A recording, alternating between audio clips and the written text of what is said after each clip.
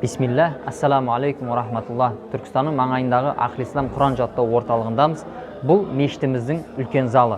Дәл осы орында қазіргі күннің өзінде 70 ұл, 70 қыз Құран жаттап, өздерінің білімдерін шыңдауда. Құран жаттау орталығының құрылысы әлі де толықтай аяқталған жоқ. Құрылыс жұмыстары аяқталса, қари ұл қыздарымыз көбейеді деген үміттеміз.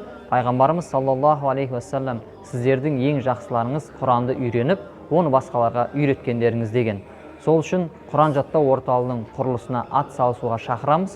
Құранға қызмет жолында бірге болайық. Алхамдулиллахил карим бифадлихи هذه بلاد الخير والإحسان